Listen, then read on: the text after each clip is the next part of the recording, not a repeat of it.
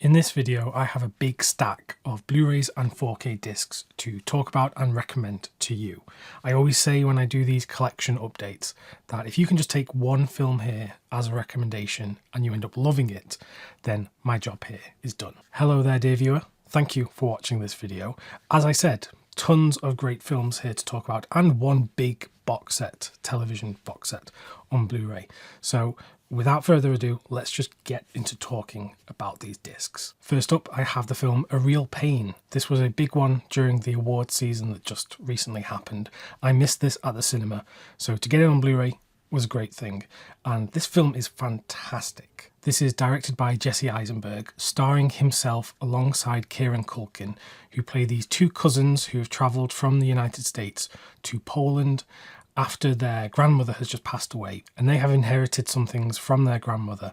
And while they're there, they're doing a cultural tour of Poland to learn more about the Jewish experience during World War II. That is the setting for this story, but it's about these two characters, these two cousins who don't have an awful lot in common. Jesse Eisenberg's character is more well-rounded and put together. He has a family life, a good job, whereas Kieran Culkin, he doesn't have an awful lot going for him and has had a bit of a troubled past. Yet his character is more free, spontaneous, and there are a lot of things that Jesse Eisenberg's character wishes he had that his cousin has. It's a really fantastic film, well written, directed, and superbly acted by these two actors.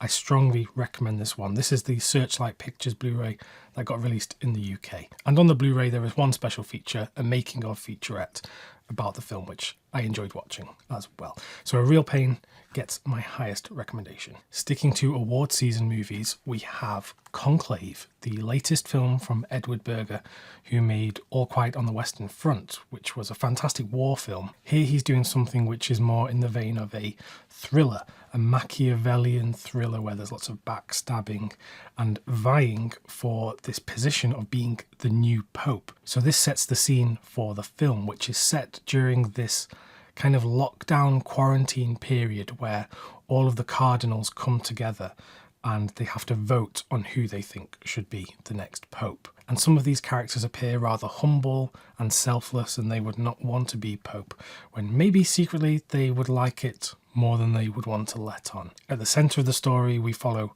Ralph Fiennes playing this cardinal who is sort of having his doubts and was almost about to leave the order and being a cardinal, but he's thrust into this, position vying for being the new pope. Rounding out the cast, you have some amazing performers. You've got Isabella Rossellini, John Lithgow, Stanley Tucci, and the film is so superbly directed. It's very Hitchcockian. So if you like a good Alfred Hitchcock thriller, imagine a thriller where it's about who wants to be the next pope. On paper, might not sound all that thrilling, but trust me, this one is. And the 4K disc looked and sounded superb. This is another one I missed when it was at the cinema. So to see it at home on the 4K disc was a beautiful thing. And I think this film was excellent. And I'm surprised it didn't actually win more awards than it did. I think it won the BAFTA for Best Picture. But at the actual Oscars, I don't recall it getting too many awards. So, I don't put too much stock in the Oscars anymore. But I'm blabbering now. Conclave, great film, highly recommended. Now something a bit different, we have The First Slam Dunk. This is a Japanese animated movie about high school basketballers in Japan. And let me tell you, this is one of the best sports films I have probably watched in the longest time. Now I haven't read the original manga or watched the series, but I've heard it was incredibly influential in Japan in terms of getting young people into basketball and into all of the culture that surrounded basketball in the US, like music, fashion, celebrity, etc. In this particular version of this story, we follow one of these young players as he's part of the team and they want to become the champions of this inter-school tournament. And there's a lot riding on his shoulders because he is incredibly talented, but he had an older brother who's no longer around, who was very, very good at basketball. So there's kind of shoes to fill in that regard. Now, all of the action sequences, if you want to call them that, of the actual playing of basketball is so well animated, and the way it is directed and framed and everything. If you get this collector's edition from all the anime, it comes in this rigid hard box which looks like this all the way around, and inside you've got a 4K disc, you've got the Blu-ray disc. Inside the box you get some extra stuff as well. There is this art card which is numbered. There is a limited edition number on the back. You get this collector's booklet which has various like promotional images about when the film was released. There is a fold-out poster which has the original poster artwork, and then you also get some stickers with the numbers of the players here. So an excellent film which has had fantastic reviews across the board. I think on Letterboxd it has like an average of 4 stars, 4.1, something like that. So very highly regarded, and I just had a great time with this. Next, I want to talk about Day of the Fight. This is a boxing movie shot in black and white, so that's probably ringing some bells, Raging Bull. But this is directed by Jack Huston, and he's of the very famous Hollywood Huston family, you know, Walter Huston, John Huston. And I believe this is his directorial debut. And this is a really good film. I had a great time with this one. Obviously, with boxing movies, you have some big shoes to fill, namely Raging Bull and Rocky. And while watching the film, you can't deny that it does fall into doing some of the things that those two big movies did.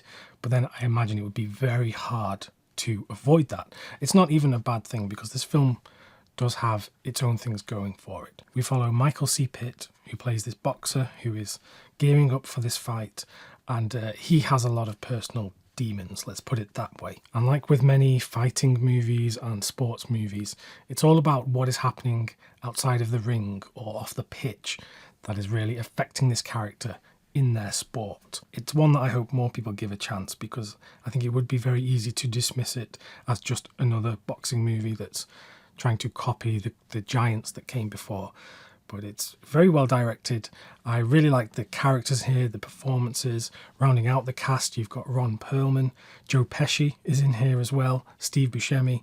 So a great cast and a film that I had a great time with. Next, I have the film A Touch of Love from the late 1960s. This is a Studio Canal Vintage Classics release starring Sandy Dennis, who plays this young mother who she's become pregnant by accident.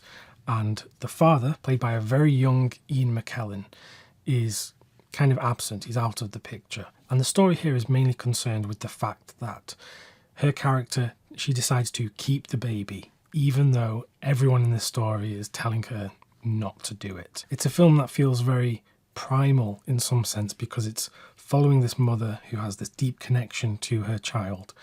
And she wants to be a mother and be there for her baby no matter what, whether there is a man in the picture, whether society deems it appropriate. And there's a lot of gaslighting in here because nurses and professionals say that she isn't ready to have a baby, not ready to be a mother. So a really fascinating film that paints a picture of this time in England, but then also is still extremely relevant to today and to mothers and to fathers and starting a family, and of course all of the debates around keeping a baby and things of that nature. It's a great film, and there are a bunch of great special features on this disc. So I'm so happy that Studio Canal are continuing to bring these underseen films to the Blu-ray format, because they have a whole library of films like this that need to see the light of day. Next, I have the film My Girl, which has had a 4K release from Sony in the United States. This is a film that is a coming-of-age story about this young girl played by Anna Chlumsky, whose father is a mortician, played by Dan Aykroyd, and she has a kind of an obsession around death because of her father's profession and things like that. He is a single father, but there is a relationship here with a character played by Jamie Lee Curtis, and you have Macaulay Culkin playing the boy next door to this young girl. So this is, when I think of a coming-of-age story, this is it. It has everything, because there is those first romances that children have as they're coming of age.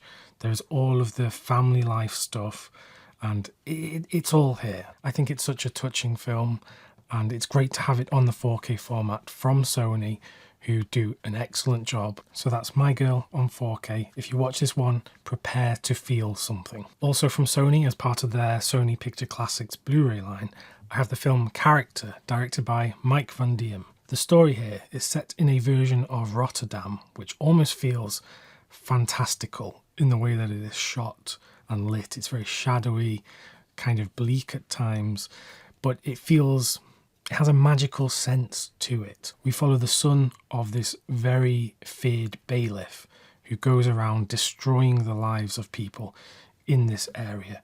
And it's the son who challenges this father who he doesn't really have a relationship with. And that's what this story is. It's a father and son battle which almost feels biblical in the way that it is structured and told. It is a David and Goliath kind of story.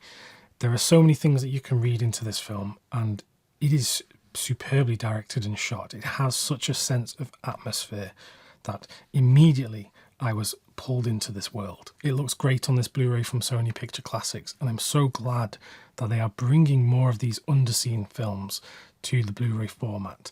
And I've got a few more here in this pile next to me. That feeling that I get when I discover a film like this and it just lights up my day is just such a miraculous feeling in some sense. So I'm so glad that connecting with these films through physical media is just able to bring me this joy on a regular basis. Another of these Sony Picture Classics is the film Respiro. This is an Italian film set on the beautiful island of Lampedusa, and we follow this young mother of 3 children who is very free-spirited, and she just lives life on a whim seemingly, and there's so much gossip in this tight-knit community about this woman. Many people seem to think that she is actually going crazy and having these manic episodes, and this is such an impactful story. I couldn't help but think of the Cassavetes movie A Woman Under the Influence, because it is that kind of story, and the reality here, it is so heartbreaking at times. And the juxtaposition of having this central character dealing with these issues on this beautiful island, which looks like a paradise. You would think that if you lived there, all of your problems would be solved, or at least that's what I would naively think. Living somewhere where if you look out the window on any given day, it's probably grey, cloudy and raining. So another fantastic film. It's so great that Sony are bringing these films to Blu-ray. The only thing I wish for on all of these releases is if we could get some special features, because the only thing here listed as a special feature is the theatrical trailer. And to be honest with you, I don't consider trailers special features.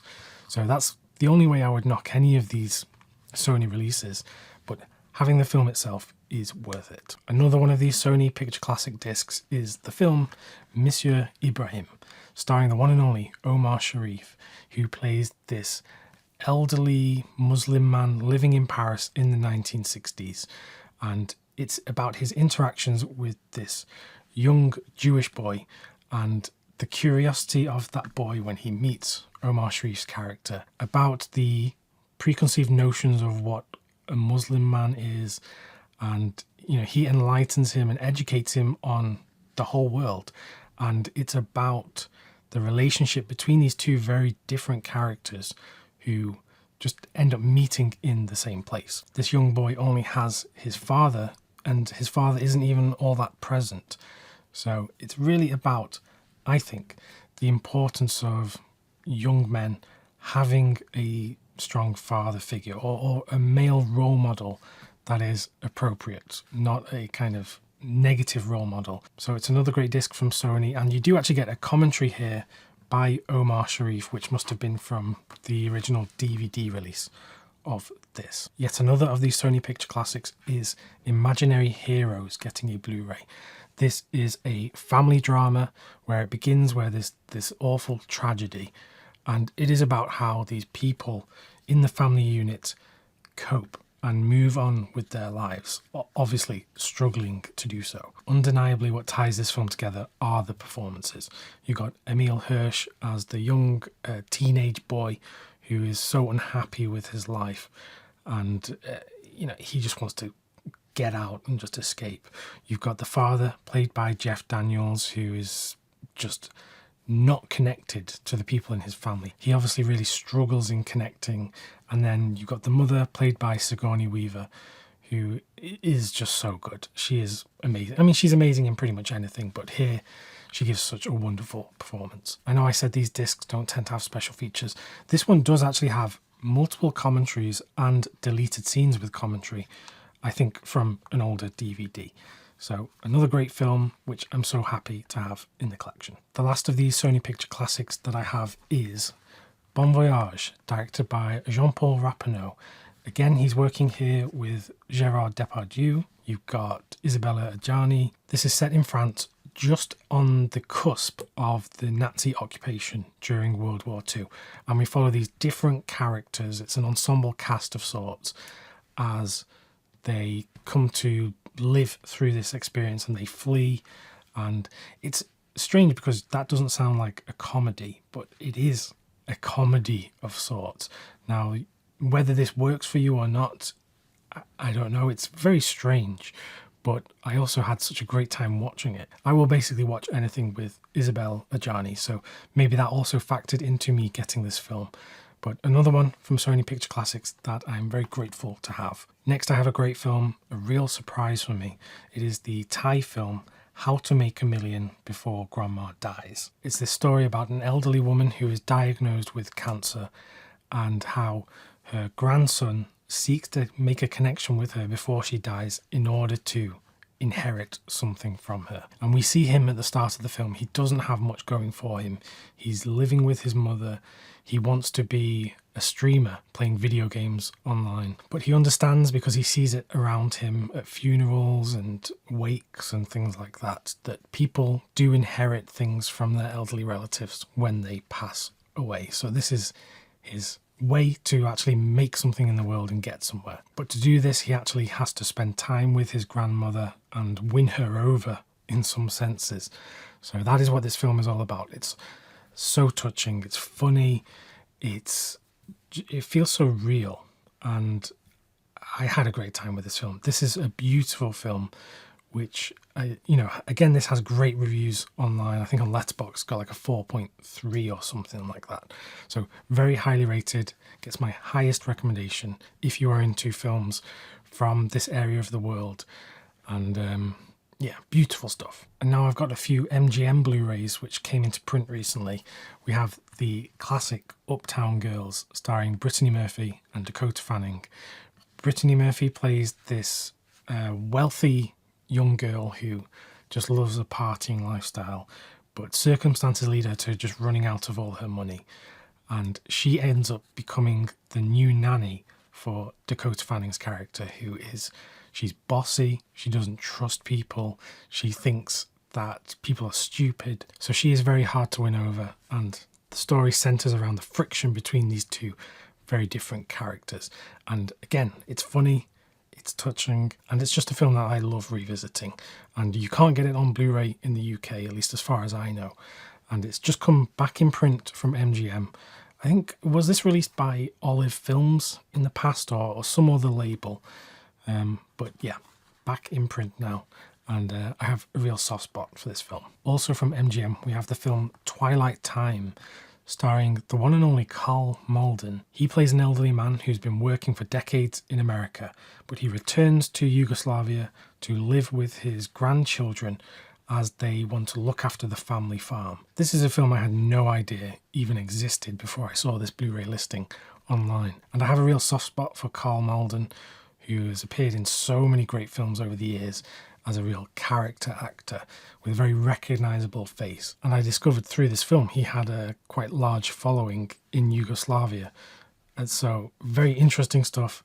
A very touching film. I really, really enjoyed this one. The only thing I'll say about this is the film deserves a real restoration. This is obviously an older master. There is damage in the print, specks of dirt and things like that, so it could do with a real cleaning up, a proper 4K scan if the materials are still around. So maybe one day, but for now you can watch it on the Blu-ray from MGM. And then I have the film Romance and Cigarettes. This is produced by the Coen brothers but written and directed by John Turturro. This is quite an indescribable film, but I will try. At the centre of it, you have this strange family dynamic. You have James Gandolfini and Susan Sarandon as this couple who are kind of not connecting, let's say that. He has this mistress of sorts, played by Kate Winslet. And the whole film also happens to be a musical. And unless I'm mistaken, because I watched this a couple of weeks ago when I was very tired, but all of the music is pre-recorded stuff. They're not new songs for the film. So you will recognise some of the music here. And this is an extremely bizarre film. I'm not sure how much I actually like it, but in terms of unique qualities, it has to be seen, particularly if you like the Coen brothers and John Turturro and the actors that are involved here. Yeah, indescribable. I've probably not done a very good job, but hopefully I've intrigued you about romance and cigarettes. And I said I had a big television box set to talk about. I have the complete House MD on Blu-ray. This has just had a new Blu-ray release in the US. I know it's been available in other countries, and I think it's been available in the UK for a while, but I believe this is the first time it's getting a complete box set on Blu-ray in the US. Previously, it was only available on different season box sets. You get all 8 seasons in this box. All of them are in separate cases, which is a great thing, because I have come to very much dislike when a television box set is put in one of those giant cases that holds like 30 discs and they rattle around in there, and they're just not great for when you want to watch this. So I really like that each season has its own Blu-ray case. And the show itself, well, I mean, it's iconic. If you've seen it, you know very much what this is about. We follow Hugh Laurie as House MD, who is a very confident character, let's put it that way. He plays a doctor in this hospital who, in every episode, he has to solve some kind of medical mystery, because every episode begins with someone having some kind of heart attack, or they lose consciousness, or whatever it is, but there's never a clear answer as to what has gone wrong with this person. And usually there is a race against time, because if they don't act quickly enough, this poor person is going to die. It's a very well written show, and when it was on the air, I think during around season 4, I read that it was one of the most popular TV shows in the whole world. So that really does talk about the impact that this show has had. It very much follows a monster of the week type of storytelling, where the monster of the week is actually, some kind of medical disease. Now, from working my way through this box set and going through all of the seasons, the one thing I will say is that this feels like a show of its time, because this was clearly made to be watched one episode a week, and you would talk to your friends and your colleagues and family about the latest House episode, and you would wait to see what would come next week. If you're watching it in a box set and you're binging episodes and watching 3 or 4 in a row, you very quickly do realise how formulaic this show is. And that's not to say it's bad, because it's a great formula. But when you watch too much of it in one go, it all just blends into one. That's not to say that there's no character growth or an overarching story. The main focus of this show is, of course, like I said, the monster of the week kind of storytelling. My TV collection is now growing on Blu-ray. I started picking up some of my favourite TV shows on Blu-ray and 4K. So it's great to have this one in the collection. So I hope you enjoyed that quick look at what I've been watching lately on physical media, both on Blu-ray and 4K. Lots of different things here, but as I mentioned at the top of the video, if you can just take one of these as a recommendation or something to explore, and you end up liking it, then my job here is done. Click the video that's on screen right now if you want more recommendations from me. If this wasn't enough, I have more in another video. Until next time, thanks very much for watching, and I'll see you soon.